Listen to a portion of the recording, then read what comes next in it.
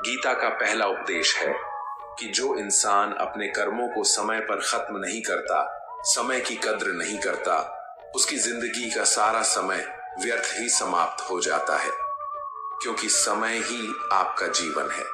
अगर आप अपने समय को व्यर्थ में नष्ट करते रहेंगे और उसे गवाह देंगे तो आपको जीवन में कुछ भी हासिल नहीं होगा। अगर कुछ जिंदगी में पाना चाहते हैं तो समय की कदर अवश्य करना सीखो। जो भी व्यक्ति गीता के इन 30 उपदेशों को रोज सुनेगा, समझेगा, तो जिंदगी की कितनी भी मुश्किल से मुश्किल घड़ी क्यों ना आ जाए, उसे ऐसे मुश्किल वक्त में भी रास्ता अवश्य मिलेगा। गीता का दूसरा उपदेश है कि मृत्यु से डरना व्यर्थ है। हर व्यक्ति के मन में मृत्यु का भय होता है। इस संसार का जब से निर्माण हुआ है तब से जन्म मृत्यु का चक्र चला आ रहा है। ये प्रकृति का नियम है। इस सत्य को स्वीकार करके भय मुक्त होकर आज में जीना चाहिए। किसी को भी आने वाले पल के बारे में कुछ नहीं पता होता, लेकिन इस संशय में भयभीत रहने से जीवन नहीं दिया जा सकता। गीता का तीसरा उपदेश है कि बुरा इंसान कभी अपनी बुराई नहीं छोड़ेगा। चाहे आप उसके साथ कितना भी अच्छा चलो, वो आपको तकलीफें अवश्य ही देगा। इसलिए जो जैसा है आप उसके साथ वैसा ही व्यवहार करें। बुरे इंसान के साथ आप कितना भी अच्छा बन जाओ, वो कभी अच्छा नहीं बनने वाला। दुर्योधन जंगल में पांडवों को मारने के लिए गया था, लेकिन वहां पर भी लोगों ने दुर्योधन को पकड़ लिया। उसका मित्र कर्ण भी उसे छोड़कर भाग गया। वो भील दुर्योधन को मार देना चाहते थे, लेकिन युधिष्ठिर अपने भाई की रक्षा करने के लिए वहां पहुंच गया और उसके जीवन की रक्षा की। लेकिन उसके बाद क्या हुआ? वो हमेशा पांडवों को नुकसान ही करता रहा। इसलिए अगर कोई इंसान बुरा है, उसके साथ आप ज्यादा अच्छा बनने की कोशिश न करो। जो जैसा है उसके साथ वैसा ही व्यवहार करो। गीता का चौथा उपदेश यह है कि आप जैसा अन्न खाओगे वैसा ही आपका मन और आपकी बुद्धि होगी। अब वैसा ही कर्म करोगे और वैसा ही आचरण करोगे। सात्विक अन्न खाओगे तो आपका मन भी सात्विक होगा। सात्विक व्यवहार भी करोगे, सोच भी आपकी अच्छी होगी। श्री कृष्ण ने भागवत गीता में सात्विक, राजसी और तामसी इन तीनों आहारों का विस्तार से वर्णन किया है कि क्या खाना चाहिए, क्या नहीं खाना चाहिए। पर इसका निचोड़ यही है कि जो मनुष्य सात्विकता से भोजन करता है उसे जीवन में सुख और शांति अवश्य मिलते हैं। गीता का पांचवा उपदेश है कि वो इंसान जिंदगी में सफल माना जाएगा जो अंदर से हमेशा खुश रहता है।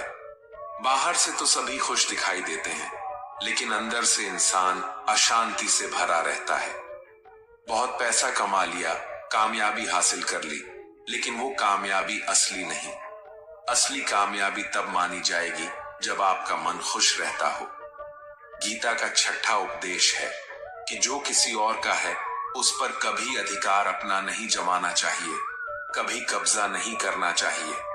जब शकुनी ने षड्यंत्र करके पांडवों को हस्तिनापुर से अलग करवा दिया, एक राज्य दे दिया जहां की भूमि भी बंजर थी, जहां और कुछ नहीं हो सकता था, लेकिन पांडवों ने उस शहर को इतना सुंदर बना दिया, इतना वैभवशाली बना दिया कि हस्तिनापुर भी उसके आगे फीका लगने लगा।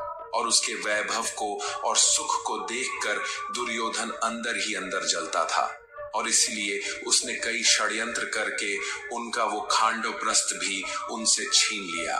जो चीज उनकी नहीं थी उस पर भी कब्जा किया।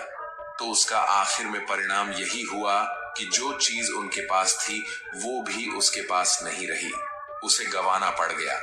इसलिए जो आपका नहीं है कभी उस पर अधिकार नहीं जमाना चाहिए। गीता का सातवां उपदेश है कि चाहे कितना भी बुरा वक्त आ जाए, लेकिन जो इंसान जिंदगी में कभी हिम्मत नहीं हारता वो सब कुछ हासिल कर सकता है।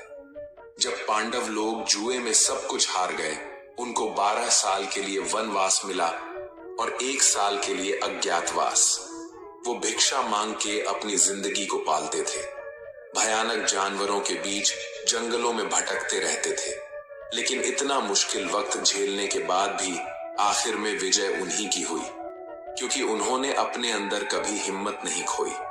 ऐसे ही आपकी जिंदगी में कितना ही मुश्किल वक्त क्यों ना आ जाए, लेकिन आपके अंदर अगर हिम्मत है तो जीत आपकी अवश्य होगी।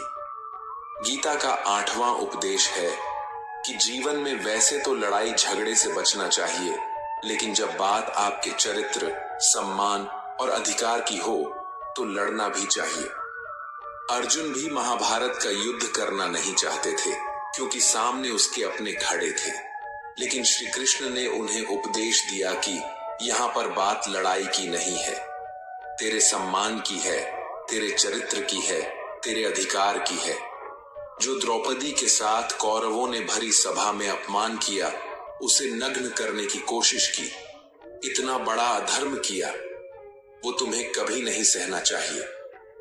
इसलिए बात जब आपके चरित्र पर आ जाए, आपके सम्मान पे आ जाए, तो चाहे वो अपना ही क्यों ना हो, आपको उसके साथ अवश्य ही लड़ना चाहिए।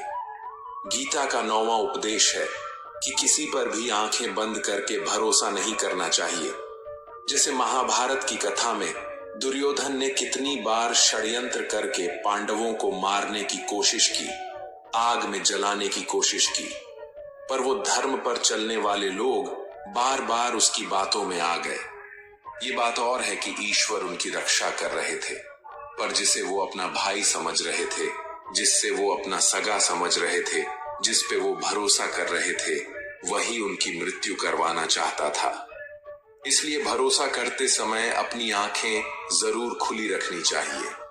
गीता का 10वां उपदेश है, जिसके साथ सत्य और ईश्वर की शक्ति है। चाहे सारी दुनिया उसके खिलाफ ही क्यों ना हो जाए, लेकिन अंत में जीत उसी की होती है। श्रीमद् भगवद गीता में कुल 700 श्लोक है और 18 अध्याय है। गीता का आखिरी श्लोक है, यत्रः योगेश्वरः कृष्णो यत्र पार्थो धनुर्धरः तत्र सिरिरः विजयोर्भूति विधवाणी फिर मतिर्ममः। धृतराष्ट्र बार बार संजय से पूछता था कि बताओ, युद्ध में कौन जीत रहा है, कौन हार रहा है, क्योंकि उसे विश्वास था कि भीष्म पितामह मेरे पक्ष में है, गुरु द्रोणाचार्य मेरे पक्ष में है, और यहां तक कि कर्ण भी मेरे पक्ष में है, तो भला हमें कौन हरा सकता है। लेकिन संजय ने धृतराष्ट्र को कहा कि जहां ईश्वर है वहीं पर सकते हैं, और हमेशा वही जीत होती है। चाहे आपके पास कितनी भी शक्ति क्यों ना हो, लेकिन सत्य और ईश्वर जिसके लिए खड़े हो जाए, उसे दुनिया में कोई भी नहीं हरा सकता। गीता का